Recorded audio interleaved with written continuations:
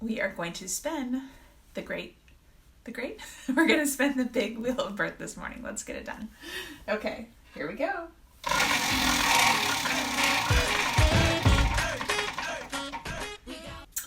Okay, today we got movement. So movement, why is movement on the big wheel of birth? Well, movement is a very important thing in labor. Yesterday we talked about the pelvis. So if you haven't checked that out, I will put a link on here. Check that out. And if you see the pelvis and how the baby is descending through, then you know why movement is so important. Moving in labor, changing positions, changing up the pelvis and how that looks is going to help keep labor moving along nicely. So what has to happen inside your body is the baby has to travel. Actually, I have a pelvis. I forgot I had mine here. The baby has to travel, make lots of little turns to fit through the pelvis. So it's quite a bit of work that has to be done. And so the more we can help that process along, the easier labor should be and the more successful the baby will be at navigating through the pelvis. So that is why if you attend a childbirth class or you read about birth, you will probably hear a lot about moving in labor, changing positions, or walking. And that is all to really help that process along. Oh my gosh, there's so many ways you can move in labor. You can walk, you can lunge, you can squat, you can lean over something, you can be on all fours, you can do cat-cow, you can put one leg up on a stool, you can walk backwards. I just made that up. Be supervised if you do that. Movement in labor is excellent. Movement is so important that it is actually one of the 6 healthy birth practices that Lamaze uses in its education. So I'm a Lamaze educator and teach childbirth class, and I love the 6 healthy birth practices, and one of them is to stay active in labor, to have movement. So, and actually on the wheel is Lamaze, so we will get to a little more in depth into Lamaze another day. One question I get a lot as an educator is, I'm thinking about having an epidural. What does that mean for my ability to move in labor? Which is an excellent question. Movement is not just for people wanting to go unmedicated. It's also good if you are planning on getting an epidural, or if you get an epidural, even if you weren't planning on it. You can still think about movement. Movement looks a little bit different when you have an epidural, but it's still possible. So what it looks like is maybe shifting from one side, being on one side in the bed, maybe with a leg propped up.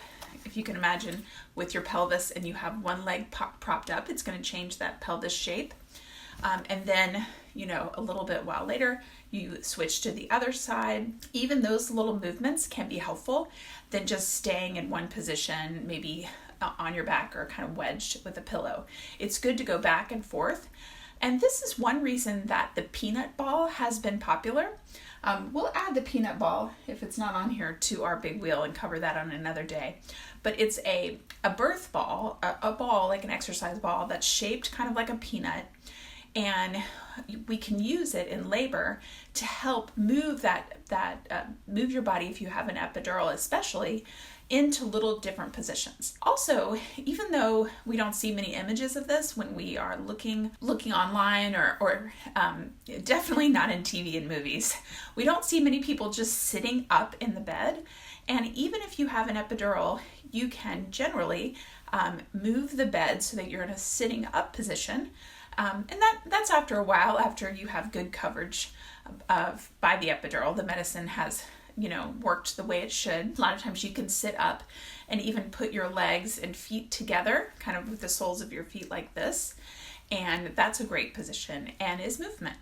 So no matter if you are, if you have an epidural or if you are still able to move, movement in labor is really good. As a doula, I like to suggest that my clients move about every 30 minutes or so. So as you learn about different positions for labor, think about almost like a preschooler going through different stations. If you've ever experienced or seen preschools, the way they're set up, they've got like little stations of activities, got a kitchen, they've got a Lego area, they have maybe an art area. If when you're in labor, you can kind of think of it in the same way, where for a little while you can sit on the birth ball, for a little while you can do some lunging, for a little while you can do some forward leaning over the bed. Changing it up is really important and very helpful to helping that baby make movement down through your pelvis. So remember to get up and move. Remember to be nice and active in labor. Super helpful. So tips for partners with that station idea is it's really your job to suggest different positions and different movements. Encourage movement. So you might say something like, hey, why don't we go for a walk? Or here's a ball. Do you want to sit on that for a little while? After the next contraction, maybe let's try hands and knees on the bed. If you need a cheat sheet for this, we do have an excellent one for the phone that's under $10. I'm going to link it below. More information about movement you can find below, and we will dive into some of those other related topics later. But if you have missed any of the other spins, I have a link below to that as well. So if you've enjoyed the great big Wheel of Birth, please like it so that other people can find it. That is a huge help to me. And thanks for tuning in today. Bye guys. Get up and move. Okay, ways you can move in labor. I have a whole list. You can lunge, walk, squat, lean, dance, sit on a toilet,